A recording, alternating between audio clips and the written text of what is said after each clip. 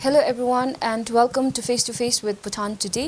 It is an honor to speak with Anuj Pradhan, the CEO of Aero-TECH Bhutan and Managing Director of Bhutan Flying Labs.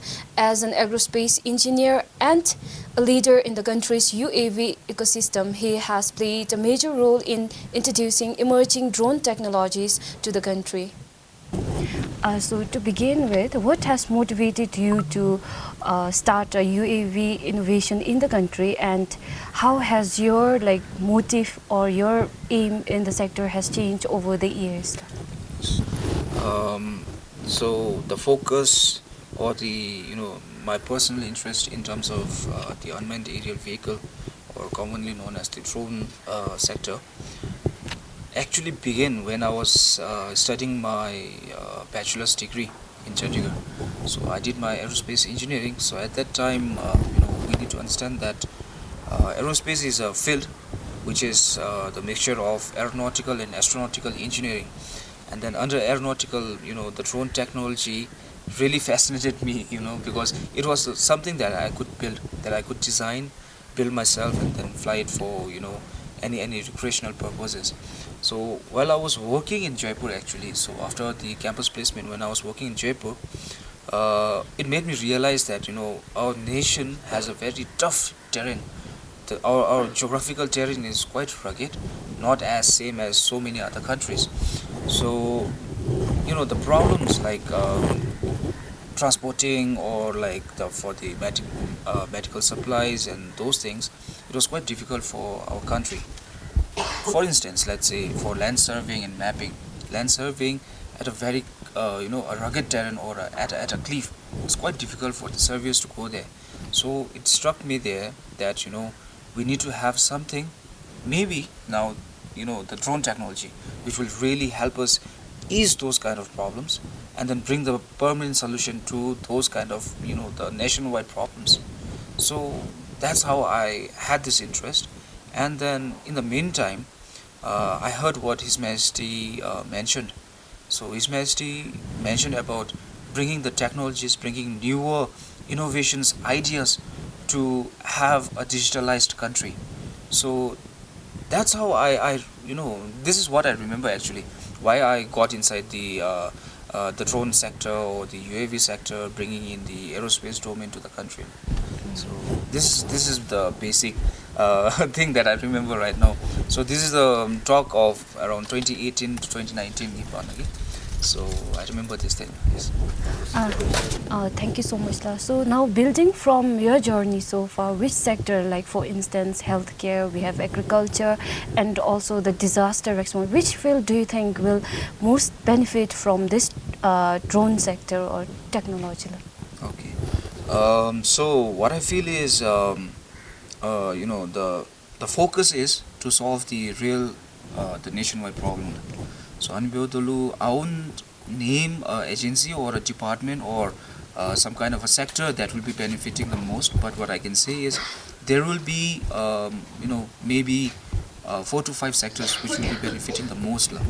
So agriculture sector, in our country already have, I can say maybe 50 to 60% of employment is from agriculture side. So Anbiodolu, what I feel is there will be a time when drone will act as a norm, that precision agriculture, the spraying of the fertilizers, pesticides, using the multispectral cameras to determine the crop health, and then the farmers acting themselves as a doctor for the crops. So these are the things. So agriculture sector will be benefited, and I can say infrastructure and planning. Already by this time there are so many agencies who are utilizing drone technology, including Aero-TECH Bhutan. So we have been doing using the latest technologies like the LiDAR sensors. We have been using the hyperspectral sensors, RGB cameras to do the head count planning, and then so many things. Like we can map the entire Thromde. Let's say let's talk about Thimbu Thromde. It's around 6,400 acres. It might take around 1 to 2 years for the traditional surveyors to do the survey, but for drones we can do it within 3 to 4 months. So we are saving time, and then we are also saving the cost. And then Anibodulu, what I feel is, drone technology is not just serving as a tool for the complex the solutions, but it is also acting as a main key point for the 10x growth that His Majesty has been talking about. So these things, I think, infrastructure, planning, agriculture, and healthcare sector, the logistics part. There are so many drones that can fly for hours, that can carry up to 250 kgs of payload. So I believe, having a drone that can transport medical supplies, transport emergency vaccines, transport the blood samples from the rural areas where the road access isn't there. So those part, I think, will be the highly effective or the efficient way of utilizing the drone technology. So while working in this diverse sector, so you might have gone through certain challenges. So what are some of the most complex engineering or operational challenges that you have faced while deploying drones in the country's terrain, as we have a very unique terrain? So what are some of the challenges that you have faced? So it's quite interesting actually.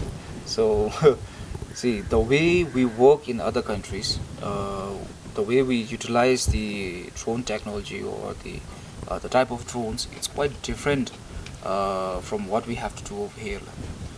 So at first, while I was deploying the drones, at that time, we had to face like GPS needs to be corrected. We need to have a safe takeoff and landing locations. We need to have the the spot points where my teammates can go and then have a direct visual observing to the drone, and then letting me know about those things. So these are the type of things. But then the best part is, this kind of challenges actually led me and my team to work on a certain sector department, or the documentation that I can say, that to develop our own workflows, to develop our own innovations, how we deal with the ground control points, how we deal with the the GPS signals, how we deal with the steep ridges. Because like you might have seen that our ridges, there are so many ridges in our country, there are totally cliffs, and then we can see the power lines running around. And then drones, when we are doing, let's say for instance, land survey and mapping, so while our drones are moving around, we need to move across those kind of power lines. We need to take care of that also. And then another thing is the updrafts, and then the downwash that we face, the high gusting that we call in our technical term.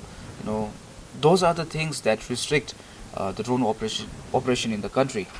But it actually helped us to think, helped us to innovate, and then share it with the world that what Bhutan is.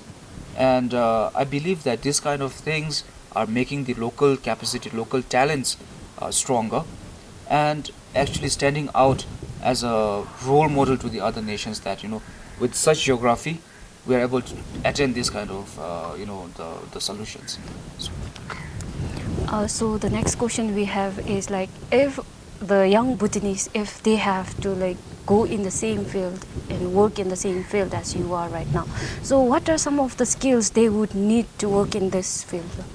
Like let's say like the education system, like is there any like subjects or the practical things that they could change, they could bring changes in the school?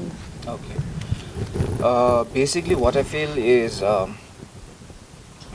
for the students right now, they need to be curious.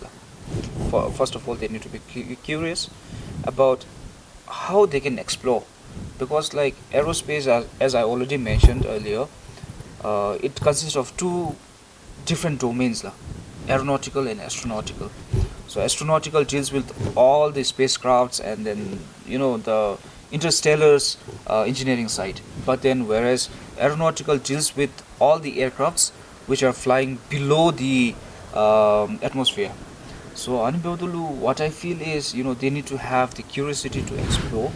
They need to have the cross-disciplinary curiosity, by which I mean that they need to have the interest in learning AI. They need to have interest in learning the aerodynamic principles, mechanics. There are so many disciplines which are involved in this. So they might also need to have the coding sector also, the programming sector.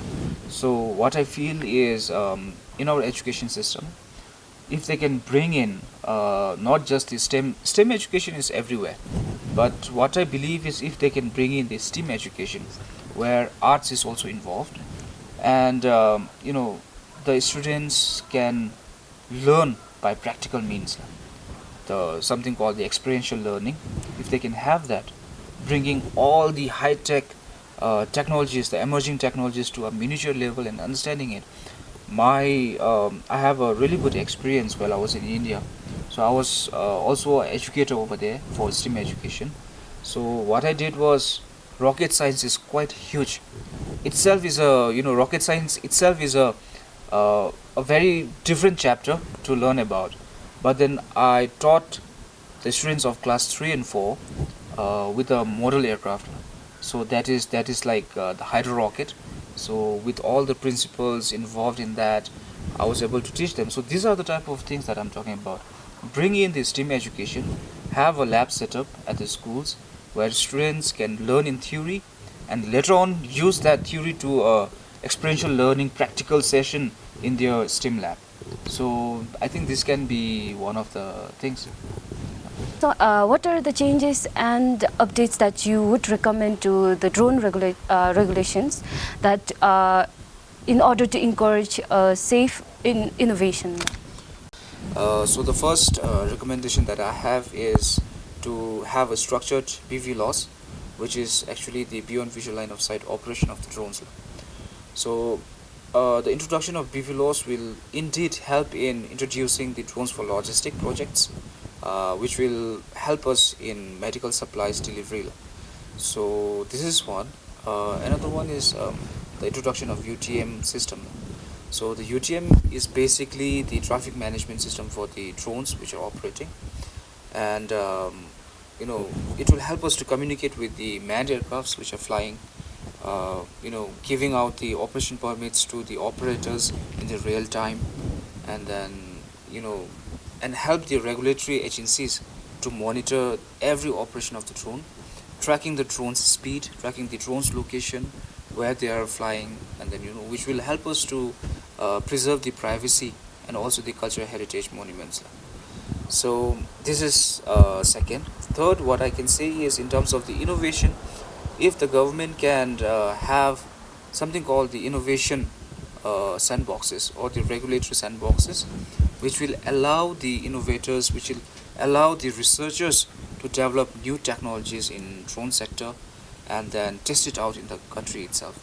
Because like for now, we don't have a space where we can build the drone, try if that drone can fulfill the international standards or not. So those things we need to have a sandbox regulation where it will allow give a drone corridor, something called the drone corridor, to the innovators to test out the experimental drones. So I think these are the three basic recommendations that I have. So when it comes to ethical concerns such as the privacy, then the culture sensitivity, and also the environmental impact, so how do you address them in your projects? Yes. So whenever we operate, the privacy is one of the main concerns that we have. In terms of the national privacy or in terms of the personal space, so we always take care of those things. So whenever we fly, before we operate the drone, we go to that locality. We look for the the private properties which are all around, right? And then we try to have the takeoff and landing locations in a place where nobody will be disturbed, nobody's personal space will be interrupted. And then if I talk about the images that I'm capturing with the drones, it's basic that I won't be capturing the drones. I won't be taking to the low level of a building site and then taking the images, but then just to have the images that will help me to analyze later on to the maybe topographical survey or maybe have the countings of the buildings around in a particular area. So those the privacy aspect is taken care of.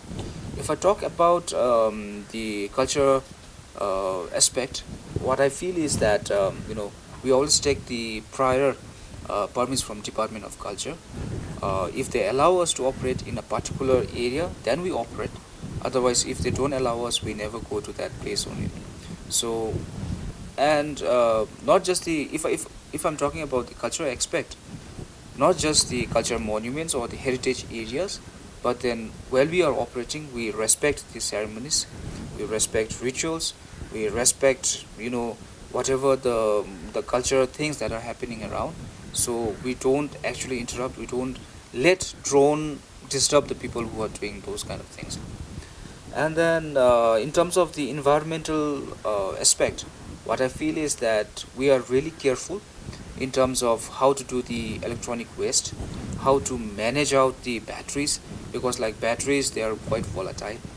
They have so many chemicals involved in that, like lithium, polymers, so many things are involved. So we take care of all of those things. We make sure that all of the batteries and then the electronic components are disposed properly in their designated areas. So Bhutan being culturally developed country, we need to respect these things. So this is how we operate. What are some of the strategies that you find effective in creating public awareness and their acceptance in drones, especially in rural communities? So in terms of the drone technology, what happens is the presence and then the communication is a must in terms of having the advocacy or the letting the community know about why we are flying the drone. So before we fly, before we operate, we need to get the operation permits and all. But what we do is, if it is in a rural area, then we go to the leader or the head of that community. Then we try to make him understand why we are operating the drone and what are the outputs that we are getting. In my experience, what happened is not just the rural areas, but then in terms of the urban areas also, we need to inform the people. Like while I was doing a mega project for the 3D modeling of the entire Thimphu city, so at that time, I had to face these problems. I had to go to the people, the private landowners, and then ask them permissions to operate the drone from their area. And then interesting thing is that they're quite fascinated with the machine flying, and then they used to ask me for some of the photographs if I can give them.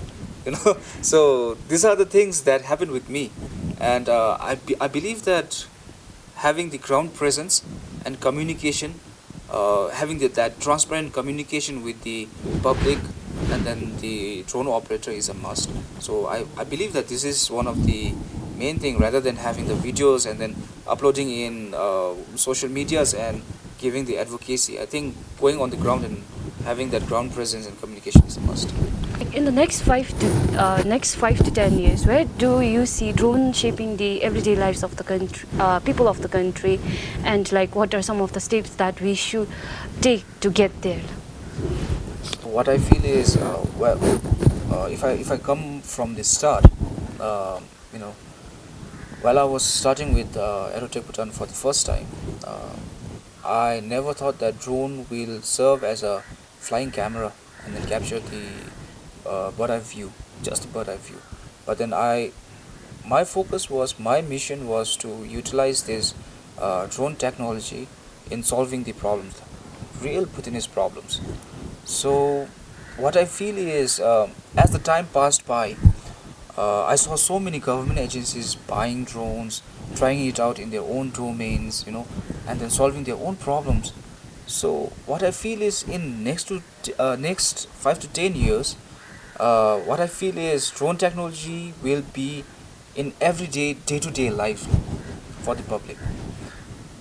With the advancement of the UTM system, with the advancement to the air tunneling, where the drones can fly freely, with the structured regulations, I feel that the delivery will be eased. Drones for logistics will be eased. The medical supplies will be eased. The starting from infrastructure planning, development, monitoring, everything can be done by the drone technology. So maybe 5 to 10 years down the line, what I feel is all the government agencies will be having at least one drone that is, helping them to solve the problems that they are facing. Let's say in terms of National Land Commission, they are the central land registry body for the entire nation. Now imagine serving for the whole of the country. It will be quite difficult, but use the drone technology. It can do it within a year maybe, but it can do it, right?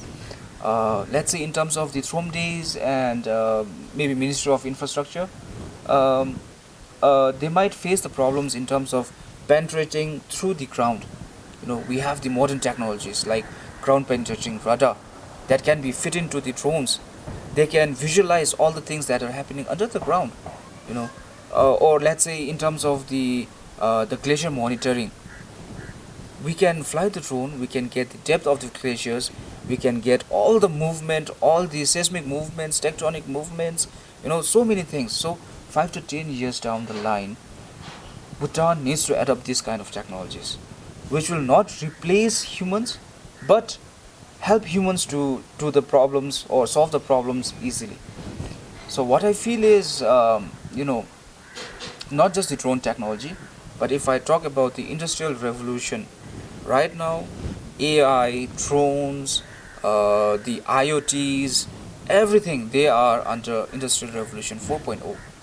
But there will be a time that we need to venture into industrial revolution 5.0, which will be the human to machine bonding, a relation that will help the humans to understand better, the revolution where the machines will be working for the humans. Like right now, humans are building the machines, but in industrial revolution 5.0, machines will be working for the humans. So this is what we need to be aware of, and what I feel is that our nation, the whole of nation, needs to understand the emerging technologies, how fast the technologies are moving, what are the things that are happening all around the world, and what are the things we need to what are the type of steps we need to take beforehand.